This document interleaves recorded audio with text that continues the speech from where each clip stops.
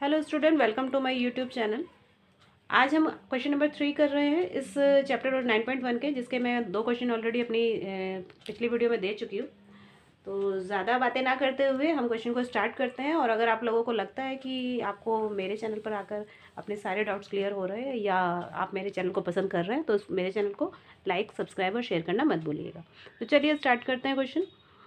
Question में दिया गया है, a contractor plans to install 2 slides for the children to play in a park. 2 slides जिस पर से बच्चे स्लाइड करते हैं। आपने पार्क में भी देखा होगा, इस तरह से स्लाइडर लगे होते हैं। बच्चे इधर से सीढ़ी से चढ़ते हैं और देन यहाँ से स्लाइड करते हैं। इस तरह से 2 स्लाइड लगाए जा रहे हैं बच्चों के खेलने के लिए, जिसमें जो 5 साल से छोटे बच्चे हैं उनके लिए she have to up slide who stop is at the height of 1.5 metre.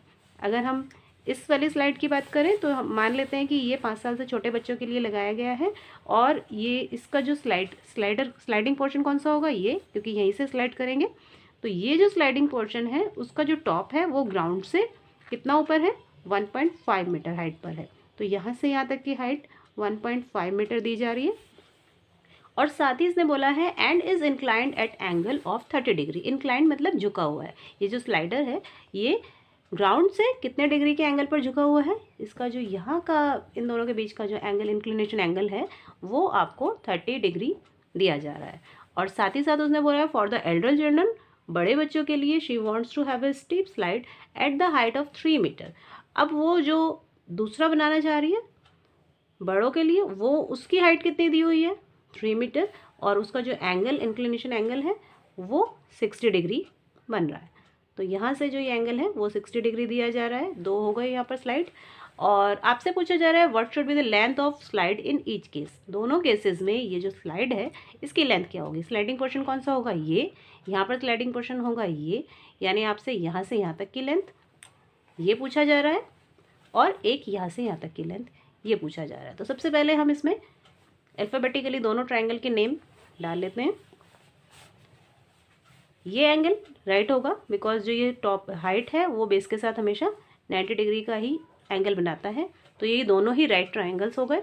हम एक एक करके ट्रायंगल को सॉल्व करेंगे। यहाँ पर हमें एंगल ये दिया हुआ है 30 डिग्री। ट्रायंगल ABC में एंगल C हमें 30 मिल रहा है।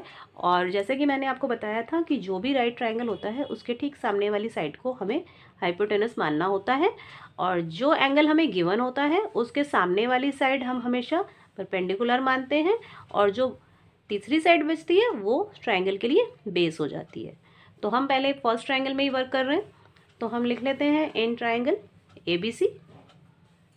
आप देख सकते हैं एक एंगल और एक साइड आपको दिया हुआ है और दूसरी साइड निकालनी है। जब भी हमें ट्रायंगल में कभी ऐसा केस मिलता है जब हमें एक साइड और एक एंगल दिया हो और तो कोई दूसरी साइड निकालनी हो, तो हम ट्रिग्नोमेट्रिक रेशोज़ का ही यूज़ करते हैं।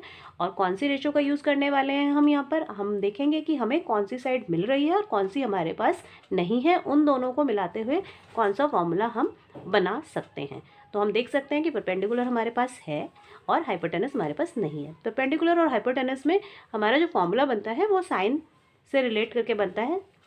साइन का ही ट्रिग्नोमेट्रिक रेशो हम यहाँ लेंगे। Sine 30 equals to perpendicular upon hypotenuse होता है। तो परपेंडिकुलर क्या है यहाँ पर इस ट्रायंगल में, परपेंडिकुलर यहाँ पर AB है और हाइपोटेनस यहाँ पर AC है। साइन 30 की वैल्यू आपको मालूम है 1/2 होती है, यहाँ रख दें। और AB 1.5 आपको गिवन है, AC हमें नहीं मालूम। क्रॉस मल्टीप्लाई करते ही आपके पास जो AC की लेंथ है वो आ जाएगी। तो आप देख सकते हैं कि AC 3 सेंटीमीटर, यानी फर्स्ट केस में जो स्लाइड है उस स्लाइड की जो लेंथ है वो 3 सेंटीमीटर आ गई। तो ये फर्स्ट पार्ट के लिए हो गया इन फर्स्ट केस। अब हम सेकंड केस को सॉल्व कर लेते हैं। सेकंड केस में हमारे पास अगेन सेम ट्रायंगल है जिसमें एंगल यहाँ 30 के बदले 60 दिया गया है और स्लाइड की ही लेंथ निकालनी है। इस केस में भी ये 90 है, तो 90 के सामने वाली साइड हमेशा स्लैंट लाइन हाइपोटेनस होती है। एंगल जो भी हमें मालूम होता है उसके एग्जैक्ट सामने वाली साइड परपेंडिकुलर होती है और जो तीसरी साइड होती है वो बेस होती है। यहाँ भी परपेंडिकुलर और हाइपोटेनस का ही रिलेशन है, तो यहाँ भी हम साइन का ही ट्रिग्नोमेट्रिक रेशो यूज़ करेंगे, लेकिन इस बार हम एंगल 30 के बदले 60 यूज़ करेंगे और साइड के नेम भी चेंज हो जाएंगे। Perpendicular upon hypotenuse, sine theta equals to perpendicular upon hypotenuse. Perpendicular is PQ here, तो हम यहाँ PQ लिख लेते हैं, और हाइपोटेनस PR है। साइन 60 की वैल्यू √3/2 होती है, रख लीजिए। पी क्यू हमें 3 मीटर दिया है और पी आर हमारे पास नहीं है जिसको हम फाइंड करना चाह रहे हैं। तो चलिए यहाँ भी क्रॉस मल्टीप्लाई कर लेते हैं। पी आर की √3 में करेंगे तो ये √3 P R equals to 3 into 2 यानी 6 हो जाएगा। अगर आपको पी आर निकालना है तो आप इस √3 को नीचे ले जाइए और आप देख सकते हैं कि यहाँ पर आपको एक इरेशनल नंबर मिल गया है। जब भी हमें फ्रैक्शन ऐसा बने जहाँ पर हमारा डिनोमिनेटर अगर इरेशनल नंबर है तो हमें उसको रेशनलाइज भी कर लेना चाहिए, तभी हमारा प्रॉपर आंसर आता है। तो जब भी रेशनलाइज करना है जो नंबर रूट में है उसी नंबर से ही हमने ऊपर नीचे मल्टीप्लाई कर दी। तो यहाँ 6√3 और √3 क्या हो जाएगा, 3 हो जाएगा। आप इससे कैंसिल कीजिए तो पी आर 2√3 सेंटीमीटर आ जाता है। तो दोनों केसेस में हमने इन दोनों स्लाइड्स की लेंथ को फाइंड कर लिया है। तो इसी तरह से आगे के भी क्वेश्चन करते हैं।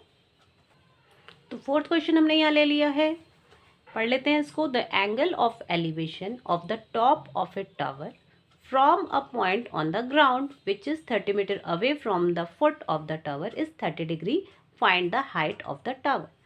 क्या बोला जा रहा है, angle of elevation of the top of a tower. एक टावर कैसा होगा, टावर हमेशा ऐसे स्ट्रेट लाइन की तरह आप खड़ा करेंगे, ये एक स्ट्रेट लाइन जिसको हम एक टावर मान लेते हैं। उसने बोला है इसके टॉप का जो एंगल ऑफ एलिवेशन है, कहाँ से, from a point on the ground, ground पर किसी एक पॉइंट से, which is 30 metre away from the foot of the tower, जो है 30 मीटर दूर, किससे, टावर के फुट से। टावर का फुट, पैर तो नहीं होते हैं टावर के, यानी ये जो पॉइंट है आप इसको फुट मान लेंगे। टावर के फुट से 30 मीटर दूर मान लेते हैं, यहाँ 30 मीटर दूर कोई पॉइंट है, यहाँ से यहाँ तक का हम डिस्टेंस 30 मीटर ले लेते हैं। 30 मीटर दूर एक पॉइंट है, इस पॉइंट से टावर के टॉप का जो एंगल ऑफ एलिवेशन, यानी ऊपर की तरफ देखते हुए जो हम एंगल बना रहे हैं, वो एंगल आपको 30 डिग्री दिया गया है। ये ए बी एक टावर है और इसके टावर के फुट बी से 30 मीटर दूर एक पॉइंट सी है। सी से जब हम ए को देखते हैं तो वो एंगल कितने डिग्री का बनाया जा रहा है, 30 डिग्री का। आपको टावर की हाइट निकालनी है, find the height of the tower, यानी आपको ये हाइट निकालनी है। यहाँ पर टावर और ग्राउंड के बीच में राइट एंगल बनेगा, तो इसके सामने की साइड क्या होगी, कैपिटल एस से हम हाइपोटेनस को शो कर रहे हैं और स्मॉल एच से हम इस हाइट को शो कर रहे हैं। आपको ये भी ध्यान देना है कि हाइपोटेनस जो मैं यहाँ लिख देती हूँ, that is not height, that is hypotenuse, और हमेशा हाइट के लिए हम स्मॉल एच का ही यूज़ करते हैं। तो अगर हमें ये हाइट निकालनी है तो हमें कौन सा ट्रिग्नोमेट्रिक रेशो लगाना पड़ेगा, वो हम पहले समझ लेते हैं। आप सबसे पहले देखेंगे कौन सा एंगल आपको मालूम है, आपको ये एंगल मालूम है। एंगल के ठीक सामने वाली साइड मैंने आपको बताया है कि वो हमेशा परपेंडिकुलर होती है। 90 के सामने वाली साइड जो स्लैंट लाइन बनती है, तिरछी लाइन, वो हाइपोटेनस होती है, और जो तीसरी साइड बची वो क्या होता है, वो बेस हो जाता है। आप यहाँ देख सकते हैं कि आपको कौन सी साइड इन तीनों में से मालूम है। मुझे यहाँ बेस मालूम है और मुझे क्या निकालना है, मुझे ये साइड निकालनी है, यानी मैं परपेंडिकुलर और बेस से मिलता हुआ जो ट्रिग्नोमेट्रिक रेशो होगा उसका फॉर्मूला लगाऊंगी। वहाँ पर हमें हाइपोटेनस निकालना था तो हम इस साइड को लेकर चल रहे थे, तो इसलिए हमने साइन का लगाया था फॉर्मूला। लेकिन यहाँ हमें एक साइड गिवन है, हमें जो साइड गिवन होती है उसको तो लेना ही होता है, और जो साइड निकालनी होती है उस दोनों के बीच में रिलेशन लगाते हुए जो फॉर्मूला बनता है वही अप्लाई करना होता है। तो परपेंडिकुलर अपॉन बेस से रिलेट करते हुए आपका जो फॉर्मूला होता है, वो मैंने फॉर्मूला क्या बताया था, पंडित बद्री प्रसाद हर हर भोले। पंडित बद्री प्रसाद यानी परपेंडिकुलर, और हर हर भोले hypotenuse, hypotenuse base, perpendicular base perpendicular. तो आप देख सकते हैं पी और बी में कौन सा फॉर्मूला बना, लास्ट, और ये जो लास्ट होता है ट्रिग्नोमेट्रिक रेशो वो किसका होता है, tan का। तो हमें यहाँ जो फॉर्मूला अप्लाई करना है, कौन से ट्रिग्नोमेट्रिक रेशो का हम अप्लाई करेंगे, tan का। तो tan 30 equals to perpendicular upon base होता है। परपेंडिकुलर हम यहाँ पर उसका नेम देते हैं साइड का, परपेंडिकुलर नहीं लिखेंगे हम, उस परपेंडिकुलर साइड का नेम क्या है, ए बी, तो आप यहाँ ए बी रख लीजिए। और बेस क्या है यहाँ पर, बी सी, आप यहाँ पर बी सी रख लेंगे। अब tan 30 की वैल्यू हम अप्लाई करते हैं, क्या होती है, 1/√3, और यहाँ पर, और यहाँ पर हम क्या कर रहे थे, ए बी हमें नहीं मालूम, हम ए बी या एच कुछ भी लिख लेते हैं, ए बी ही छोड़ दिया मैंने यहाँ पर। और बी सी हमें यहाँ पर 30 मिल रहा था।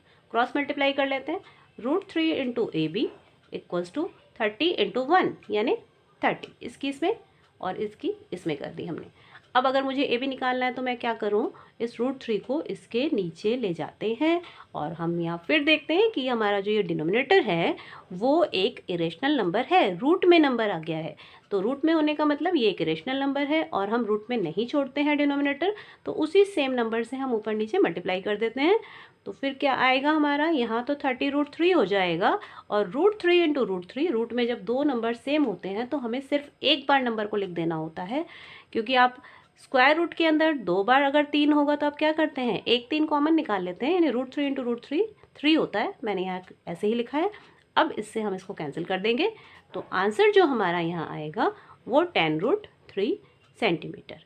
और आप चाहे तो √3 की वैल्यू भी प्लेस कर सकते हैं, √3 की वैल्यू हमें मालूम है 10 इंटू 1.732 होता है, आप इसकी मल्टीप्लाई कर लेंगे तो ये आपका 17.32 मीटर हाइट आ जाती है आपके जो ये टावर है उसकी। तो उम्मीद करती हूँ आपको ये दोनों क्वेश्चन बहुत अच्छे से क्लियर हो गए होंगे।